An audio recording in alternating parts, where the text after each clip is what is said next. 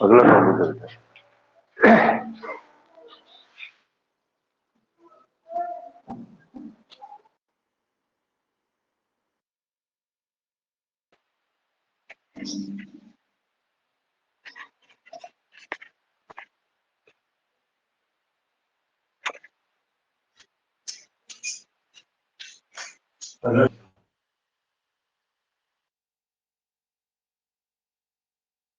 क्या है? एक वैद्युत चुंबकीय तरंग। ठीक है, कैसी तरंग? वैद्युत चुंबकीय तरंग। इसके चलने के लिए किसकी आवश्यकता नहीं होती है? माध्यम की आवश्यकता नहीं होती है। निर्वात में चाल कितना? 3 × 10⁸ मीटर पर सेकेंड। वैद्युत चुंबकीय तरंग है, तो वैद्युत चुंबकीय तरंग में किस किस क्षेत्र के कंपन होते हैं? वैद्युत क्षेत्र और चुंबकीय क्षेत्र दोनों। ठीक है ना, वैद्युत क्षेत्र और चुंबकीय क्षेत्र। ये कंपन कहाँ होते हैं? तरंग संचरण की दिशा के लंबवत तल में सभी संभव दिशाओं में। मान लेता हूं प्रकाश की किरण यहां से बाहर को आ रही है, ये जो पेन दिखा रहा हूं मैं मार्कर, वो किसकी दिशा है? आपकी प्रकाश किरण। ठीक है, तो इसके लंबवत तल कौन सा हुआ? ये बोर्ड। कौन सा तल हुआ? बोर्ड का तल। यानी कि वैद्युत क्षेत्र और चुंबकीय क्षेत्र के कंपन कहाँ हो रहे हैं? इस बोर्ड के तल में, यानी कि तल के चलने की लंबवत दिशा में, लंबवत तल किरण के चलने की दिशा के लंबवत तल में सभी दिशाओं में क्या हो रहा है? असममित रूप से हो रहे हैं। ठीक है, अब मैं यहां पर कह रहा हूं प्रकाश किरण। प्रकाश में किस किस के कंपन होते हैं? कहा वैद्युत चुंबकीय तरंग, तो वैद्युत क्षेत्र और क्या? चुंबकीय क्षेत्र। मगर प्रकाश में दृश्य प्रभाव किसके कारण पैदा होता है? वैद्युत क्षेत्र के कारण। तो यहां पर हम अलग अलग ना कहकर एक ही नाम कह देते हैं, क्षेत्र सदिश। ठीक है, तो क्या कह देते हैं? केवल क्षेत्र सदिश। यानी कि ये कैसा प्रकाश है आपके पास? अध्रुवित प्रकाश। ऐसा प्रकाश जिसमें क्षेत्र सदिश के कंपन तरंग चलने की दिशा के लंबवत तल में सभी दिशाओं में क्या होते हैं? असममित रूप से होते हैं। ठीक है ना, तरंग चलने के कौन से तल में? लंबवत तल में सभी दिशाओं में हो रहे होंगे, तो वो प्रकाश कैसा प्रकाश हुआ? अध्रुवित प्रकाश। ये अध्रुवित प्रकाश हो गया, अध्रुवित प्रकाश। आगे बेटा समझ में? अध्रुवित वह प्रकाश जिसमें क्षेत्र सदिश के कंपन तरंग चलने की दिशा के लंबवत तल में केवल कितनी दिशा में हो रहे हैं? एक ही दिशा में, सॉरी, क्या लंबवत तल में सभी संभव दिशाओं में हो रहे हैं, तो वो कैसा प्रकाश हो गया आपके पास? अध्रुवित। अब मान लिया प्रकाश चल रहा है वैसे ही यहां से कहां की ओर? बाहर की ओर, मगर क्षेत्र के कंपन कहां हो रहे हैं? केवल इसके लंबवत तल में। केवल कितनी दिशा में? एक दिशा में। इसके लंबवत तल में केवल कितनी दिशा में? एक दिशा में। इसके लंबवत तल में केवल कितनी दिशा में? एक दिशा में। तो ये प्रकाश कह रहा है आपके पास ध्रुवित प्रकाश। कौन सा प्रकाश कहलाया? ध्रुवित प्रकाश। मीन्स वह जिसमें क्षेत्र सदिश के कंपन तरंग चलने की दिशा के लंबवत तल में केवल कितनी दिशा में हो? एक दिशा में हो, तो वो कैसा पहला प्रकाश कहलाएगा? ध्रुवित प्रकाश, या पूरी तरीके से कहें तो समतल ध्रुवित प्रकाश कहलाता है। ठीक है ना, केवल एक ही दिशा में, या तो इसके लंबवत तल में सभी दिशाओं में हो रहे हैं, तो वो क्या हो गया? अध्रुवित। यहां पर लंबवत तल में हो रहे हैं मगर केवल कितनी दिशा में? एक दिशा में, वो क्या हो गया आपके पास? ध्रुवित प्रकाश। आगे बेटा दोनों समझ में? ठीक है, तो क्या होता है? जिसमें प्रकाश या क्षेत्र सदिश के कंपन तरंग संचरण की दिशा के लंबवत तल में सभी दिशाओं में होते हैं, वो क्या हो गया आपके पास? अध्रुवित प्रकाश। और वह प्रकाश जिसमें क्षेत्र सदिश के कंपन तरंग संचरण की दिशा के लंबवत तल में केवल कितनी दिशा में होते हैं? एक दिशा में, केवल ध्रुवित प्रकाश। प्रकाश उत्पन्न करने की कुछ युक्तियां हैं, तो एक युक्ति बताता हूं जो इंपोर्टेंट है। वो है आपके पास परावर्तन द्वारा ध्रुवण, या ब्रूस्टर का नियम भी यहां पर आता है, ठीक है, परावर्तन द्वारा ध्रुवण और ब्रूस्टर का नियम, ब्रूस्टर का।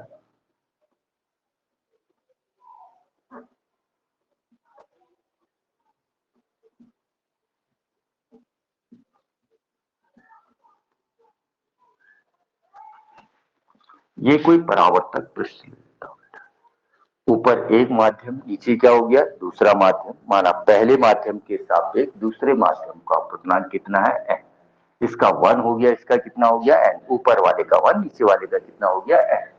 यहां पर कोई प्रकाश किरण आपतित होती है। प्रकाश किरण मीन्स कैसा प्रकाश हुआ, अध्रुवित प्रकाश, ठीक है, कैसा प्रकाश हो रहा है, अध्रुवित प्रकाश। ये कौन सा बिंदु हो गया इसका, आपतन बिंदु, ठीक है। इसमें से क्या होता है, कुछ प्रकाश तो कहां चला जाता है, दूसरे माध्यम में, कुछ प्रकाश क्या हो जाता है, परावर्तित हो गया। तो ब्रूस्टर के अनुसार ये अपवर्तित और ये परावर्तित प्रकाश में ध्रुवित प्रकाश भी होता है, ठीक है, आंशिक रूप से क्या होता है, ध्रुवित होता है, ठीक है। इसमें जो है कंपन आपतन तल के समांतर हो रहे हैं, ये ठीक है, ये समांतर, और ये क्या दिखा दिए, लंबवत, आंशिक रूप से है ना बेटा ध्रुवित, ठीक है। तो इसमें कंपन कहाँ होंगे, उसके लंबवत तल में सभी दिशाओं में हो रहे होंगे। तो ऐसे जो दिखा है तो दिखा रहा है ऐसे कंपन, जो डॉट दिखा है वो क्या दिखा रहा है, ऐसे, ठीक है। और वैसे ही कौन सा प्रकाश भी ध्रुवित होता है आंशिक रूप से, परावर्तित प्रकाश भी क्या होता है, ध्रुवित। ये अब क्या होता है, अगर आप आपतन कोण को परिवर्तित करते जाए, किसको परिवर्तित करते जा रहे हैं बेटा, आपतन कोण, तो एक विशेष आपतन कोण वो आता है जिसके लिए परावर्तित प्रकाश पूर्णतया समतल ध्रुवित होता है, अपवर्तित प्रकाश नहीं, कौन सा वाला, परावर्तित। अपवर्तित तो क्या रहा, आंशिक ध्रुवित ही रहा, ठीक है, कि उसमें क्या अध्रुवित प्रकाश भी है, थोड़ा सा थोड़ा ध्रुवित, मगर आपतन कोण, एक विशेष आपतन कोण वो होता है जिसको आप कहते हैं ब्रूस्टर कोण या ध्रुवण कोण, आईपी से इसको दिखाते हैं, ठीक है। ये क्या हो गया आपके पास, अपवर्तन कोण क्या हो गया आर, ये क्या हो गया आपके पास, परावर्तन कोण, परावर्तन कोण किसके बराबर, किसके बराबर बेटा, आपतन कोण के बराबर तो होता है, आपतन कोण और परावर्तन कोण आपस में क्या हो गए, बराबर हो गए, ठीक है। तो ये इसमें कंपन कहाँ हो रहा है, आपतन तल के लंबवत तल, ठीक है, तो कहाँ हो रहा है, आपतन तल के लंबवत तल। तो इसने, ब्रूस्टर ने एक नियम दिया, n बराबर 10 IP, ये इसको कहते हैं बेटा, इस समीकरण को कहते हैं ब्रूस्टर का नियम, जहां n क्या है, पहले माध्यम के सापेक्ष दूसरे माध्यम का अपवर्तनांक, आईटी क्या है, ब्रूस्टर कोण या ध्रुवण कोण, ठीक है। तो ये किसका नियम हो गया आपके पास, ब्रूस्टर का नियम हो गया। अच्छा बच्चों, इसी प्रकार ये सिद्ध करना है बेटा, ये वाली किरण, परावर्तित किरण और अपवर्तित किरण, ये एक दूसरे से कितना कोण बनाती हैं, 90 अंश का कोण बनाती, यानी कि अपवर्तित और परावर्तित किरणें एक दूसरे के क्या होती हैं, लंबवत होती हैं। ये सिद्ध आपने क्या करना है, यहाँ पर करना है, ठीक है। ये आईपी, ये आईपी को आर ले लो, ये आर हो गया तो इसको ले लेता हूं आर डैश ले लेता हूं, ठीक है, ये क्या हो गया आर। तो यहां पर आपतन बिंदु पर एक तो आ गया बेटा आपके पास इसका नियम, ब्रूस्टर का नियम, और एक इसका नियम आ जाएगा आपके पास स्नेल का नियम। स्नेल का नियम लगाऊं तो स्नेल के नियम से n बराबर कितना बेटा, स्नेल के नियम से n बराबर sine I P upon sine कितना, साइन आई पी अपॉन कितना, साइन आर। ये किसके नियम से हुआ, स्नेल के। और ब्रूस्टर का नियम क्या कहता है, n बराबर कितना, 10 IP, यानी कि n बराबर 10 क्या हो गया, साइन आई पी अपॉन कितना, sine, sorry, cos I P, cos I, ठीक है। समीकरण 1 और 2 से क्या हो गया बेटा, इनके बाएं पक्ष क्या है आपस में बराबर, लेफ्ट हैंड साइड इक्वल है तो राइट हैंड साइड भी क्या होनी चाहिए, इक्वल, यानी कि sine I P upon sine R बराबर कितना हो गया, साइन आई पी अपॉन कितना, कॉस आई पी। ये दोनों तो कैंसिल हो गए, कितना हो गया बेटा, 1 अपॉन साइन आर बराबर 1 अपॉन कितना, कॉस आई पी। या लिख सकते हैं साइन आर बराबर कितना, कॉस आई पी। या कॉस को साइन में कन्वर्ट करूं तो साइन आर बराबर कितना आ जाएगा बेटा, कॉस को आर में कन्वर्ट करने पर साइन 90 माइनस थीटा, यानी कि आईपीआई।